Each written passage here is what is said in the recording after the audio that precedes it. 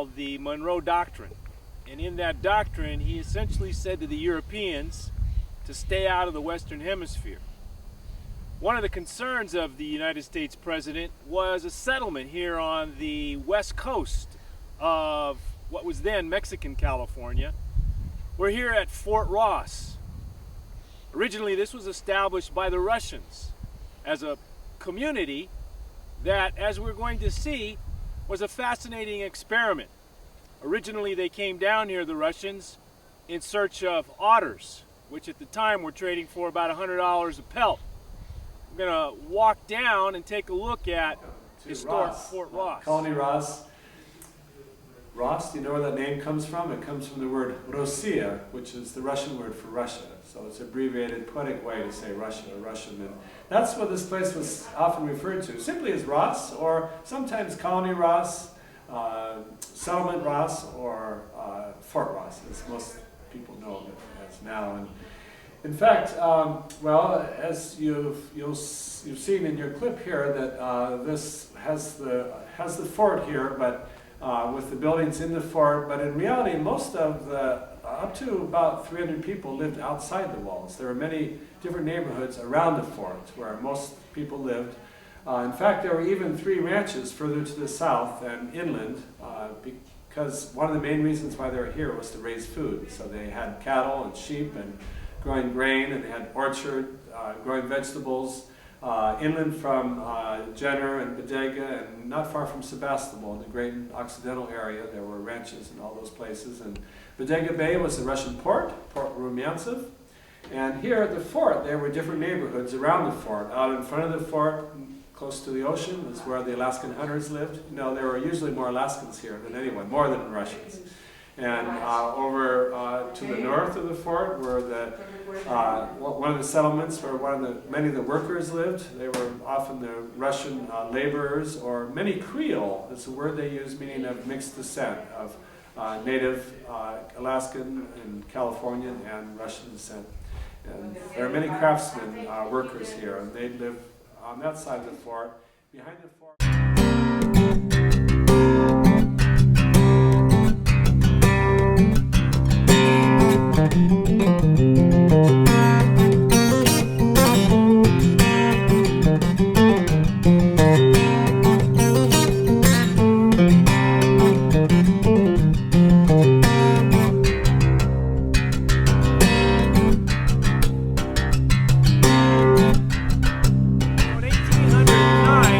About 200 Russian and Alaskans, these would have been native Alaskans, came down to establish a presence here on our coast. If we look off over here to the south now, we're headed towards Point Reyes, San Francisco. And in 1809, the Russians actually landed in Bodega Bay, somewhat south of us. And so they explored this area for a portion of several months before they decided to establish themselves here at Fort Ross. American Trading Company would establish, it's a perfect place, there was a nice little cove out here, established their presence, and actually as they began to engage in their activities over the course of the teens and the 20s and the 30s, this cove would have been used for trading purposes. And of course, up above us was the fort. So we're going to walk up to the fort and take a look at what the operations there look like.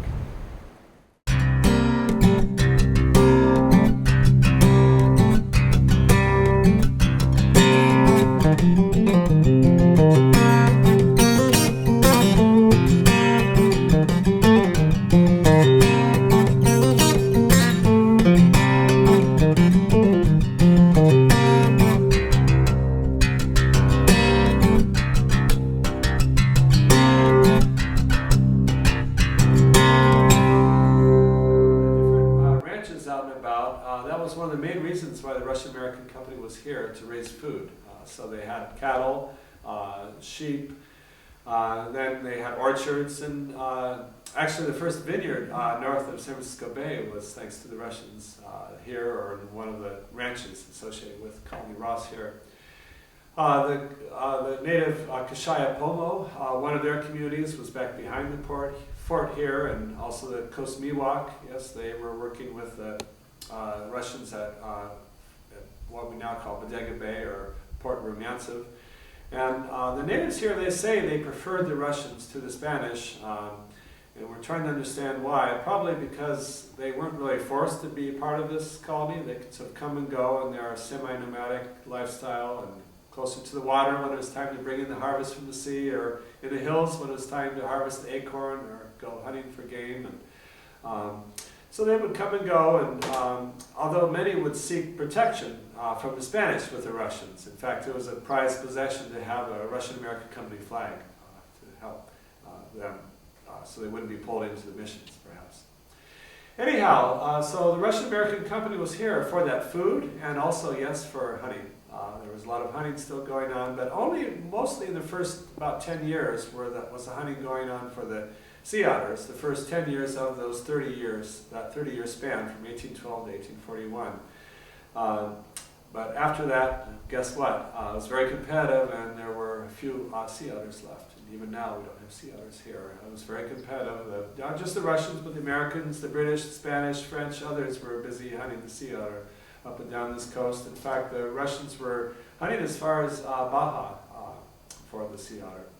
So they're here for the otter, for the fur seal a little bit also, which wasn't as valuable as the sea otter, which mostly went to China.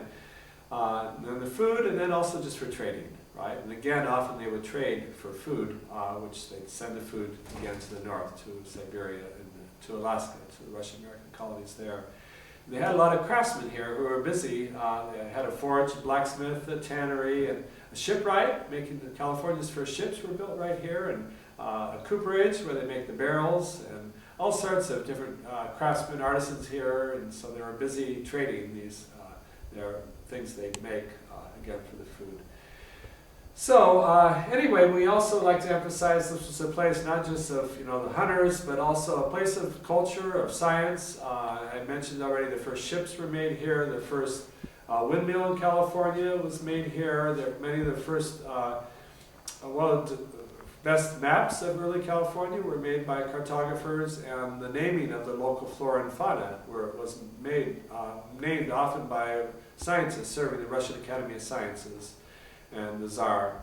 The finest collection, they say, of early Como baskets is in St. Petersburg, of all places. Hopefully they traded well for those. And the Rachevs, the last commanders here, they were very educated people, fluent in many different languages. They were acquainted with the Decembrists, those who had risen up against the Tsar early on in 1825, seeking greater freedom for the Russian people. And so this was a place of learning, of culture, of educated people, and of science. And also the church. And yes, the church. The church was built here about midway in the life of the church, of the fort. However, this was really more a mercantile colony. We never had a priest who lived here. We only had a couple who visited from Alaska. One of those was Father Veniaminov, who came down from Alaska, and earlier, he was from Siberia near Irkutsk, and he later became, due to his fine service in Alaska, and here he served as Metropolitan of the whole Russian Orthodox Church, and later has since been sainted. It's known now as St. Innocent or St. Innocenty. So we're proud that he's one of the priests that did serve here, for a few months at least. One of the buildings we have here, the Rachev House, is the one original building we have still remaining, and we're told it's the oldest standing wooden building in California. Not adobe, right? Those would be older maybe, but wooden building in California. And one of the oldest west of Mississippi, and it served as the last commander's house. The rest is a reproduction. Mostly these buildings were reproduced in the 1980s, although it became a state park in 1906, one of California's first.